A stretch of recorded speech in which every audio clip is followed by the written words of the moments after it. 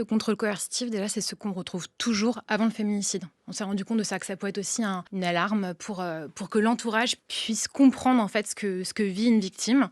Le contrôle coercitif, c'est le schéma, la stratégie des agresseurs. En fait, on emploie encore le mot emprise aujourd'hui, mais on dit que le contrôle coercitif, ce serait un peu le pendant de l'emprise. En fait, l'emprise, c'était l'idée d'essayer de comprendre pourquoi cette femme n'était pas partie, qu'est-ce qui avait pris chez elle, quoi. Et puis, il y avait aussi une dimension un peu psychologisante dans l'emprise. Quelle faille, qu'est-ce qui se passait de son côté.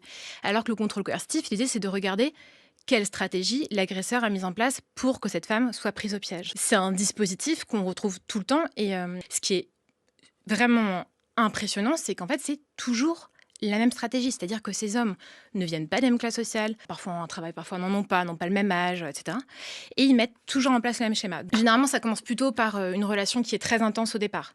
Et puis après, il va souffler le chaud et le froid. Ensuite, il va faire en sorte d'isoler la victime, comme vous le dites. Ça peut passer par le fait de lui faire perdre son emploi. Alors pas directement, ça va être ton travail n'est pas assez rémunérateur par rapport au mien, il vaut mieux que tu t'occupes des enfants, ou c'est pas très intéressant, ou tes collègues sont pas assez intéressants pour toi. Puis après, c'est les amis, puis après, c'est la famille. Donc effectivement, à la fin, il n'y a plus aucun témoin pour voir les violences que cette personne vit. C'est aussi le fait de dévaloriser, c'est aussi le fait de dénigrer, c'est aussi le fait de donner des injonctions contradictoires.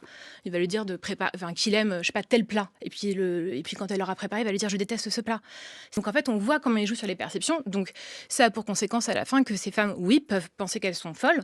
Et par ailleurs, ce que je voulais juste dire aussi, c'est que ce qui est hyper étonnant, c'est que s'il y a très très peu de condamnations pour suicide forcé, pourtant on retrouve tout le temps dans le discours des victimes, enfin dans les témoignages des victimes, le fait qu'elles aient songé à se suicider. Ça revient tout le temps.